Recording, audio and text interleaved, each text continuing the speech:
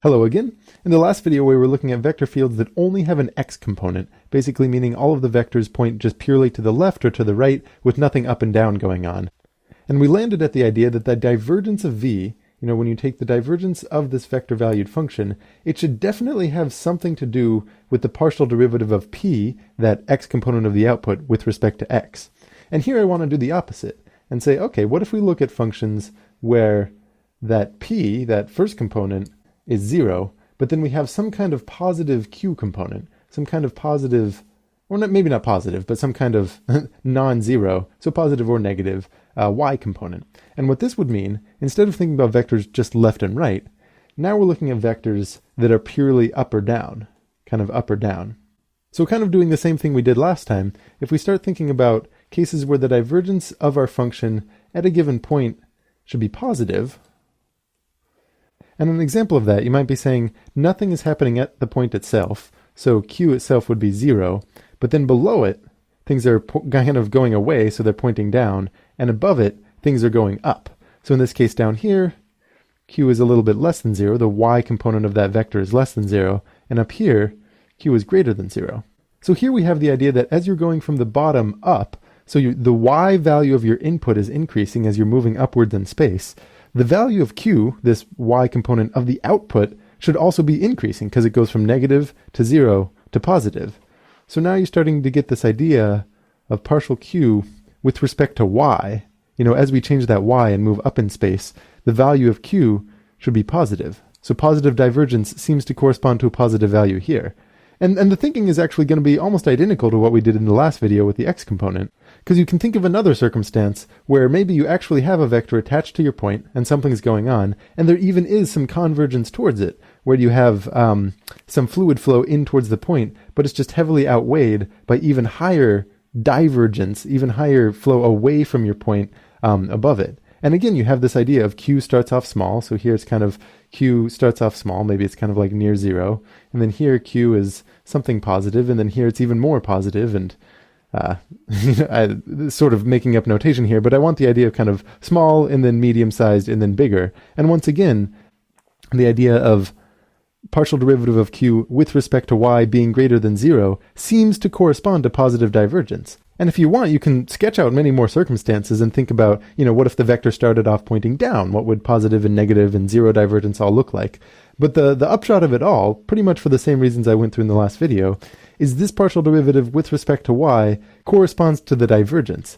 And when we combine this with our conclusions about the x component, that actually is all you need to know for the divergence. So just to write it all out, if we have a vector valued function of x and y, and it's got both of its components, you've got p as the x component of the output, that first component of the output, and q, and we're looking at both of these at once. The way that we compute divergence, the definition of divergence of this vector valued function, is to say the divergence of v as a function of x and y is actually equal to the partial derivative of p with respect to x plus the partial derivative of q with respect to y. And that's it. That is the formula for divergence. And hopefully by now, this isn't just kind of a formula that I'm plopping down for you, but it's something that makes intuitive sense. When you see this term, this partial p with respect to x, you're thinking about, oh yes, because if you have flow that's kind of increasing as you move in the x direction, that's going to correspond with movement away. And this partial derivative of q with respect to y term, hopefully you're thinking, yes, as you're increasing the y component of your vector around your point, that corresponds with less flow in than there is out. So both of these correspond to that idea of divergence that we're going for. And if you just add them up, this gives you everything you need to know.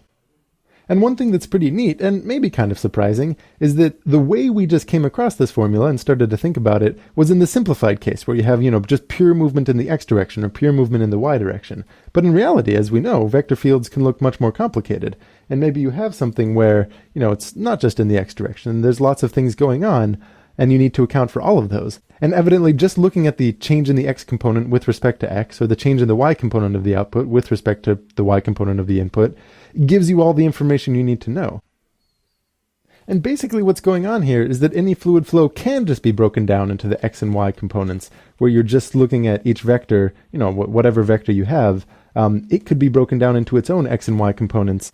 And if you want to think kind of concretely about the fluid flow idea, maybe you'd say that for your point, if you're looking at a point in space, you picture a very small box around it. And the reason you only need to think about x components and y components is that you're only really looking at, what's going on the left and right side, and then you can kind of calculate what the divergence according to fluid flowing in through those sides is. And then you just look at kind of fluid flowing through the top or the bottom. And if you kind of shrink this box down, all you really care about is those two different directions. And anything else, anything that's kind of a diagonal into it, is really just broken down into what's the y component there, what's the how is it contributing to movement up through that bottom part of the box, and then what's the x component, how's it contributing to movement through that side part of the box. But anyway, the upshot here is just that the formula for divergence only involves these two components.